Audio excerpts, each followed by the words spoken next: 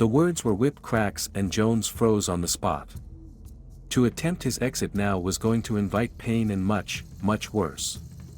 Not that he thought he was going to sidestep a beating this time, not even with the fanciest of dancing was he going to get away with this. Jones had ridden his luck right down to the canvas of its tires and it wasn't going anywhere soon, and neither was he. He stayed where he was, not daring to turn and face the music that Mr. Gershwin was conducting. Jones wasn't a coward as such, it was more that he didn't believe in taking his punishment like a man. He'd seen plenty of men take punishment and he was yet to see any of them take it well. The best anyone could hope for was unconsciousness and whoever was administering the beating to have a short attention span. "Where's my money?" said Gershwin with that same, painful delivery. That was the $1,000,000 question, or make it $125,000 question. Jones inwardly winced at the amount. Like time, debt crept up on a man. He didn't know how he'd gotten this old and he didn't know how that debt had gotten so out of hand. It was like the Grim Reaper was a kleptomaniac and was raiding Jones's piggy bank as well as his hourglass. Honesty was never the best policy in circumstances such as these. All honesty would do is get a man killed, and that would do no one any favors, especially Jones. He needed to buy some time, but it seemed like the Grim Reaper had taken everything from his bottom drawer and he was out of ideas, as well as time and money. A steam train hit him squarely in the back and smashed him into the wall. Jones heard the sound of it and was impressed right until the delayed pain went to town on him. One of Gershwin's heavies had him pinned to the wall and he was doing it so effectively that he was sealing in the pain. Jones was struggling to draw any breath into his lungs, the heavy having expelled all the air from his body with his overzealous shock tactic. "Start talking, Jones, or Jim here will rip your lungs out and wear them as earrings," hissed Gershwin. Jones tried to talk, but his words came out as pathetic croaks. The struggle for air was still a priority for the man. "What was that?" Gershwin was leaning in. Jones tried to talk again. Gershwin sighed, "Ah well, Jim. Looks like Jones isn't bothered with this life of his. Take him somewhere quiet and hurt him so bad he wants to be your girlfriend." Girlfriend? Jones's mind was racing. He'd been expecting a beating, but to a point that he wanted to be Jim's girlfriend. That was taking the beating to a whole other level. A level just below life-taking. Jim was being given carte blanche to break Jones and make him into a whole other person. Jones didn't like the prospect of that. Jim really wasn't his type and he didn't want to find out what it took for him to start thinking of Jim in that way. He pushed against the wall and managed to say what he needed to say, "I have something for you." "Not this again," said Gershwin, "I'm not falling for any more of your crappy flim-flam. You're not selling me the London Bridge and you don't have the alchemist's holy grail, okay? You are the last person on earth who can turn Brussels sprouts into gold." "No, I have."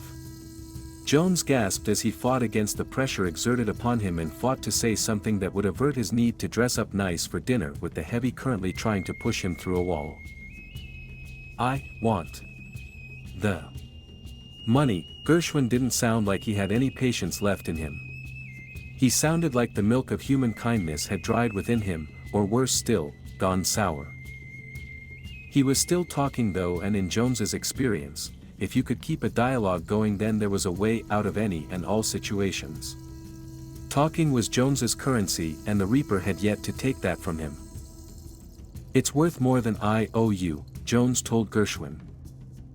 "How much more?" Gershwin asked. "That's the thing," Jones said, "I don't know." Bang! This second impact was worse, and Jones could feel blood pouring from his nose and taste it in his mouth. He didn't like being the filling in the gym and wall sandwich. Now Gershwin had given voice to his potential fate at the hands of Jim. His current predicament was pretty unsavory. Jones paused. He had broken his honesty rule. He'd done so because what he was offering might well be worth much more than what he owed Gershwin and he wanted to keep a slice of this pie for himself. Jones wasn't a charity. The only valid charity for Jones was the one that began and ended at home, and Jones lived alone. Levering himself as much as he could from the wall, he spoke again. "It's worth at least double what I owe you, but the potential upside from there is considerable." "Pull the other one, but make sure you've washed your hands first," said Gershwin. Gershwin didn't see Jones roll his eyes. Why did everyone think they were a comedian, especially when they had the upper hand? "Leave it to the professionals," thought Jones. "I'm not," said Jones, and there was something in his tone that prompted Jim to ease off just a little. "What do you think I've been doing?" "Avoiding me," said Gershwin. "I haven't left town, have I?" countered Jones. "I've been sorting this out, and it fell into place just an hour before you guys walked in and Jim began getting amorous with me." Bang! Jim took exception to what Jones had said. Truth was, Jim's vocabulary was purely functional and he didn't exactly know what amorous meant, but he knew that Jones had a smart mouth. A smart mouth that Jim's fist would do something about, given half a chance. "What have you got?" Gershwin's tone was lighter and more accommodating. Jones told him. Jim was disappointed when his boss told him to let the gobby streak of nothing loose, and he didn't get to let his fists do the talking.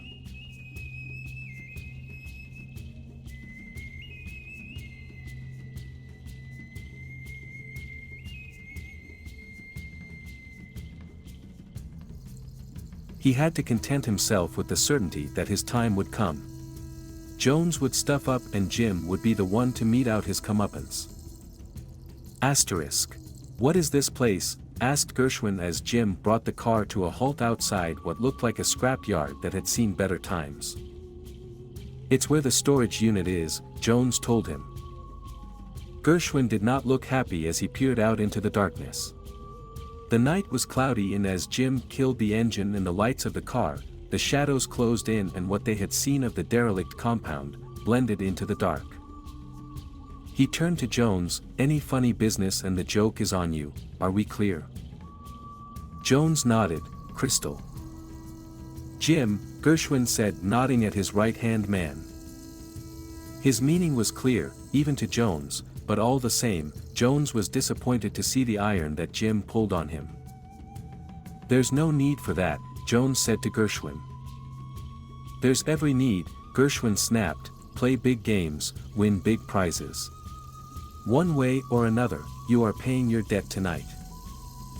"Fine," said Jones, acknowledging the situation, but managing to convey his disdain for this escalation. "Out," Jim told Jones, but Jim didn't wait for the other man.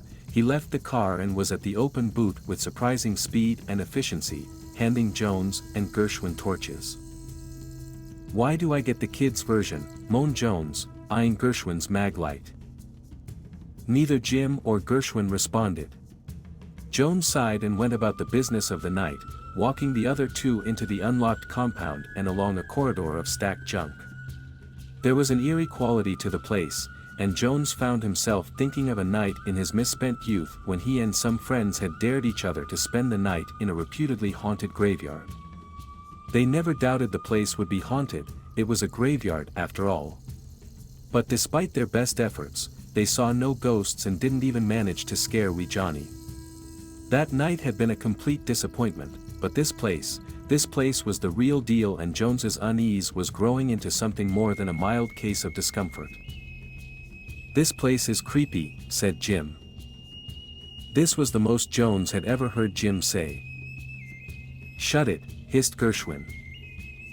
Despite the odds being stacked against him, Jones smiled to himself. It wasn't just him then. They were scared too, and if they were on edge, then maybe Jones had something he could use. Maybe he could get out of this after all. The storage unit was at the end of this corridor of broken and twisted scrap. Jones had been here once, but that was before he had taken ownership of the unit. He wondered why Gershwin hadn't asked him how it was that he had come to own such a thing, but then the man was a blunt weapon and his patience was wearing thin. Jones was glad of that. He didn't like explaining himself at the best of times. The unit itself blended in well with its surroundings. It had seen better days and yet it looked like it had always been here. In some ways, it looked like a partially excavated fossil. An object that belonged in the ground. Jones shuddered as he looked upon the rusted monolith. There was something of the grave about it. What they were about suddenly seemed wrong, sacrilegious even. Grave robbers come to snatch bodies to earn a few grubby farthings. Right now, Jones would rather go the Hark and Burr route, or was that Hare and Burke? He always got the real body snatchers mixed up with the fictional comic book characters. His thinking was that he would rather kill someone than be here right now. He just hoped Jim, the man with the shooter, wasn't thinking along similar lines. He pulled his keys from his pocket and lifted the hefty padlock. In keeping with everything here, the padlock was covered in rust and looked for all the world as though it was never going to budge, but the key slipped into the lock and the chain fell away far too readily for Jones's liking. "Open the door and let's get this over," Gershwin ordered Jones. Jones didn't like the sound of that. Both the words and their tone gave him pause for thought, but now was probably not the time to say anything. He needed to show Gershwin the goods and then he commenced the negotiations.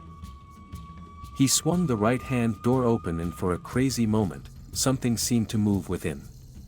Jones's heart shot into his mouth and he stepped back into Jim. "Oi," said the big man. "Didn't you see that?" he said, turning from Jim to Gershwin. They hadn't. "Stop that nonsense," hissed Gershwin, but Jones noted the reduced volume of his voice. Even Jim's cry of "oi" had been subdued. There was something wrong here and they all knew it. "Listen," Jones said, "I don't spook easy, but I'm getting a bad feeling here. How about we come back in the morning? We'll see better then too. I'll even give you the key for safekeeping." Gershwin stepped back as Jones lifted the key to offer it to him, stepped back as though Jones was a leper and the key was infected. Incomprehension was writ large across Jones's face at Gershwin's reaction, but all of a sudden he knew and his mouth formed an O. As he turned towards Jim, he saw the gun had been raised and was pointing in his face. The gun was the last thing Jones saw. He didn't register the noise as Jim pulled the trigger. His end was swift and merciful. His body falling backwards and into the mess of junk inside the storage unit. He joined the storage unit's contents at an unnatural angle, bleeding out on the worthless items. Jim looked at the body and tried not to show his discomfort. He hadn't liked Jones, but it wasn't like the boss to off people like that. They hadn't even looked inside the unit yet. Now Jones was in the unit and in the way. If Jim had a say in the matter he would have closed the door, locked the unit and thrown away the key. He didn't like this place and he just wanted to walk away. Jones had been right. There was something bad here and now he'd shot the man, it was feeling even worse. This wasn't guilt. There was something here and if it had not been aware of their presence before, it was now. Worse still, they were down a man. Jim would have thrown Jones to whatever it was that he could feel looking at him right now in an attempt to get away. He wasn't precious like that, but now it was just him and the boss and he knew the boss would expect him to hang back and protect him. That was the deal. That was why he was the boss. Jim was reassessing that deal right now and whether maybe it was time to break out on his own. Maybe even stage a blood-filled coup. Don't start getting any bright ideas so late in your life, Jim. It doesn't become you. Gershwin was shaking his head, but keeping a beady eye on Jim, waiting for the big man to see that he was no chump and that he was now holding his own gun. Jim nodded. There was a reason why Gershwin was the boss. Let's see what this loser was trying to fob us off with, shall we? Gershwin waved a hand towards the open door of the storage unit as though he was graciously opening the door for Jim and letting him go first. Jim froze and it was all he could do not to wet himself. He was on the ragged edge now and didn't know which way was up. That was the only reason he did not bolt. Right now, he didn't know how.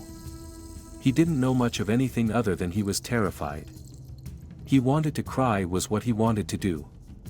He had this terrible certainty that his opportunity to get out of this place intact and alive had now passed, and it was now only a matter of when he would die, and how he would die. "What's with you tonight?" Gershwin chided as Jim did not do as was expected. "Boss." Jim managed to speak the word in a tremulous voice that was not his own, and he raised his empty hand to point into the storage unit. "What?" said Gershwin, looking from his henchman to the open door and back again. Jim was confused and aghast. The boss was a bright bloke. There were no flies on him, and yet he didn't see it. "He's gone," Jim said simply. Then he ran. Gershwin watched his loyal muscle turn tail and start to run. Shaking his head sadly, he said, "Oh no you don't," and he emptied his gun into the big man's back. Not all the shots hit their intended target, but Gershwin was pissed off now. This was not the night he'd planned, and his anger was getting the better of him. He did not stop pulling the trigger of his gun until there was no point in going on. Even then his finger worked to and fro several times before he ceased its silent movement. Still holding the gun, he turned back to the open door of the unit. "Right then, let's take a look, shall we?" His words tapered off as he saw that the left side door was now open, and from inside an ethereal light shone. Tendrils of that light reached out from the unit, and Gershwin could not help but to step forward in order to see what it was that was in the very center of that light. A dark, pulsating object that was haloed by a light that was glowing brighter. Gone was the junk furniture. There was only this gyrating object and its shroud of light. The light made the back of the unit seem like it was no longer there, and instead there was something like the infinite. The infinite of space, or something much, much darker. Remembering his mag light, he raised the beam higher to illuminate whatever it was that was moving in the storage unit, and when he did, something unhinged his mind. A mind that was not equipped to deal with whatever it was that he had seen. In his terror, he barely felt the mouth on his arm, taking in the torch and enfolding his forearm before tearing it off.